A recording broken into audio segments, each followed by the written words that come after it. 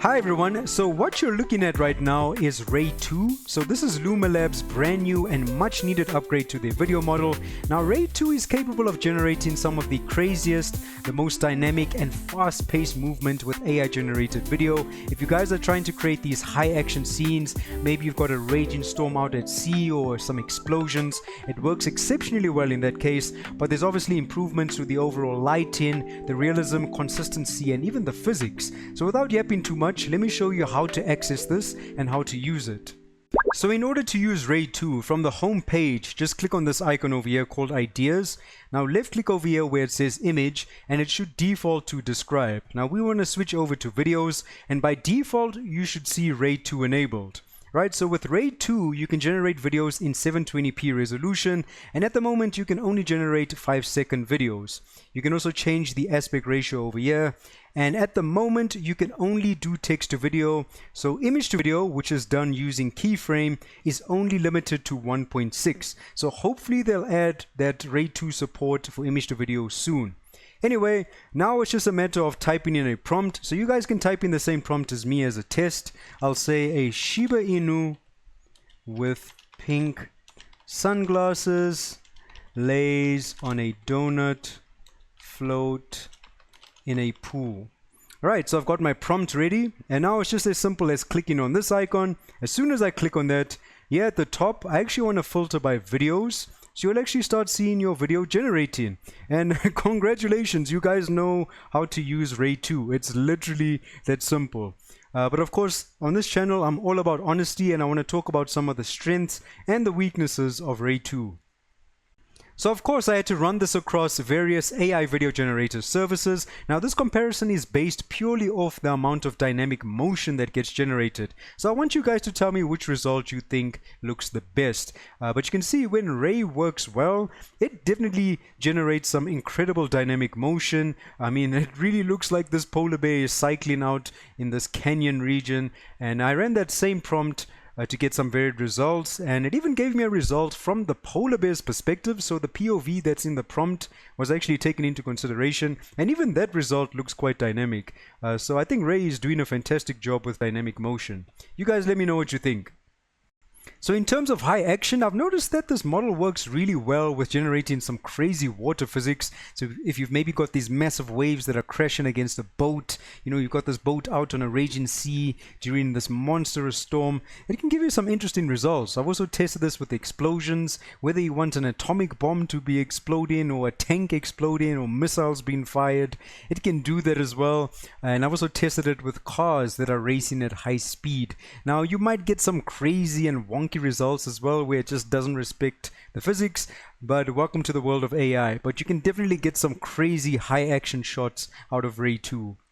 Ray 2 does an absolutely incredible job at generating dynamic and realistic videos of animals or any underwater scenes. So I tested this across various prompts. I actually managed to get a monkey to scuba dive, and then I decided to step it up a notch. I made a giraffe explore the coral reefs, and then I also made that same giraffe surf. So if you're trying to generate these very realistic looking videos of animals in ridiculous scenarios or even normal scenarios, this model completely excels at generating these types of videos.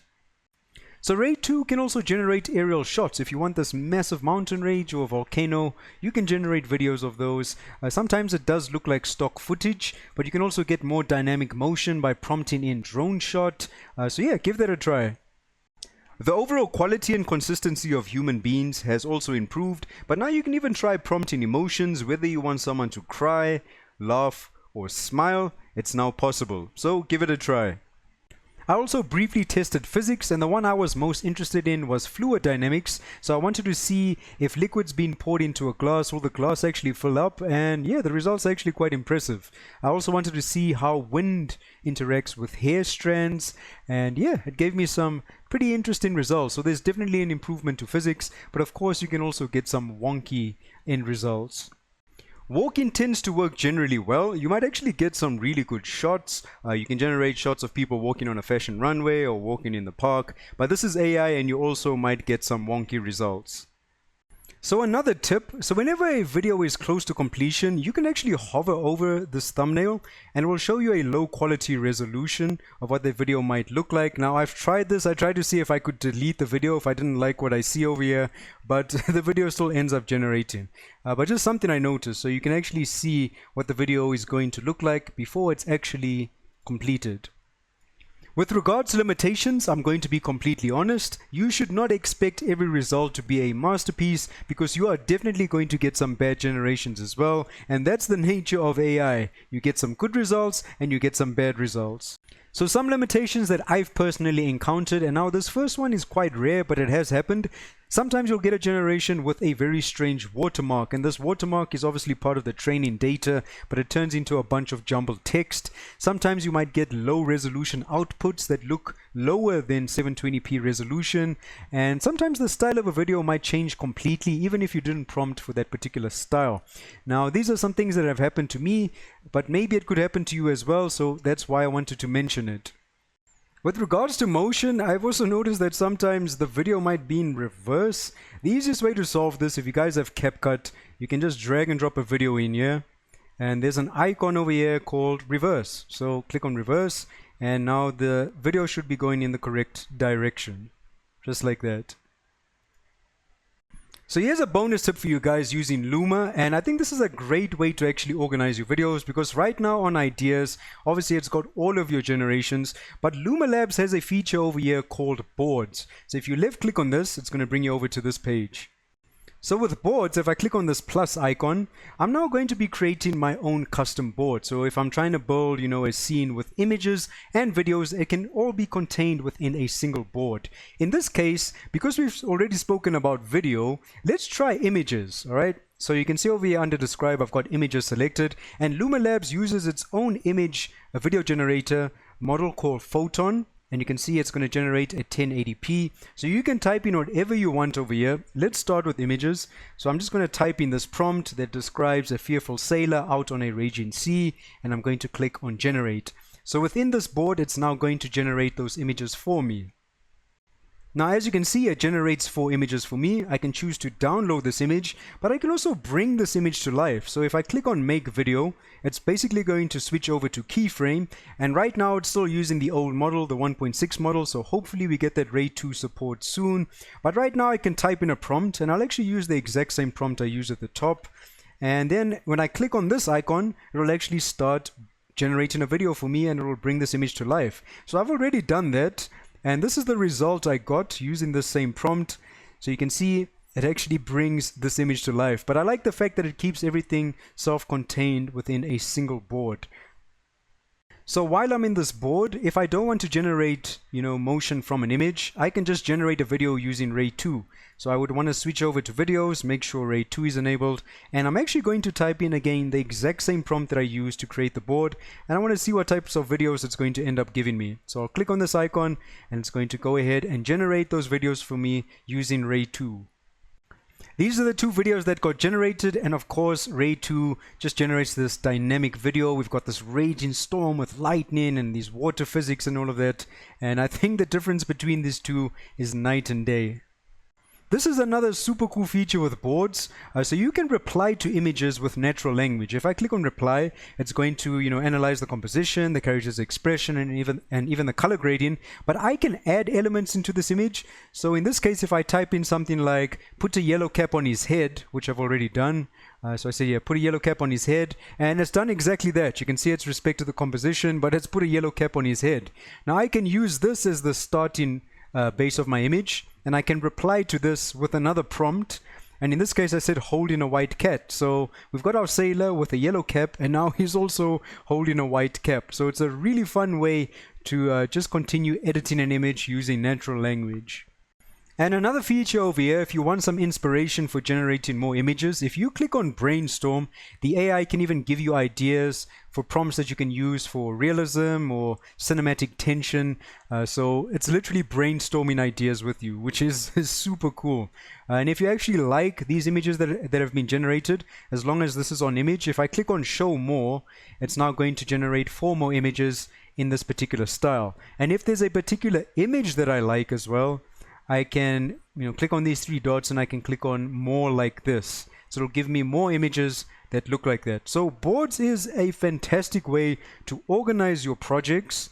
You can generate both images, you can do image to video, you can do text to video using Ray 2, and everything is self-contained within a single board. And that's just why I wanted to showcase this, because boards is an amazing feature on Luma Labs, and I wish other AI platforms adopted something like this. So if you obviously click on this icon, which goes to your boards, here's the board that I created called Stormy Seas, and I can just continue editing in here and adjusting the ideas and building out an entire scene.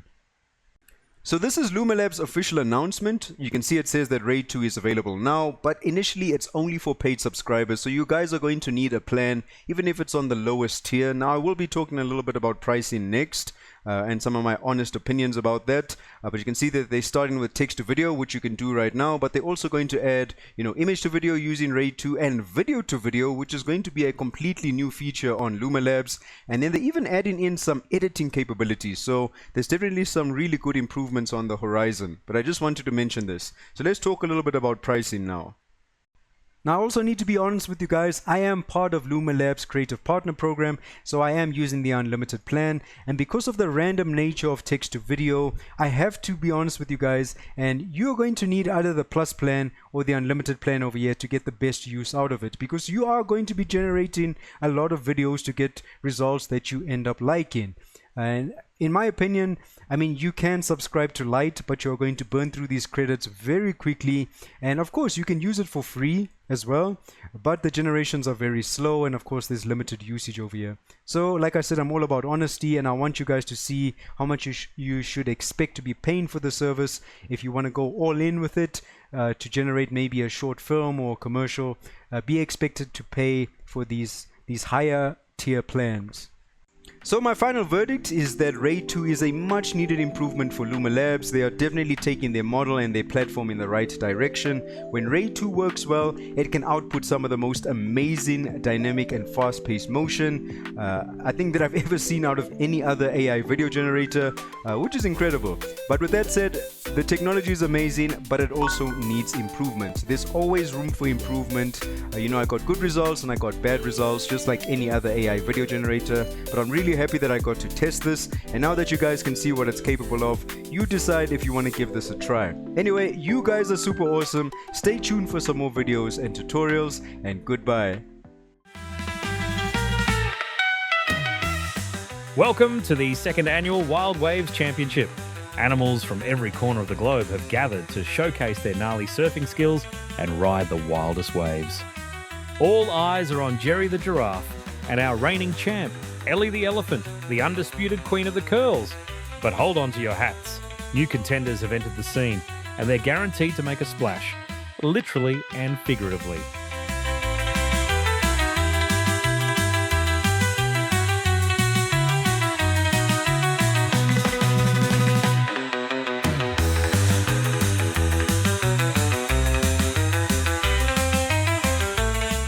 Holy shit!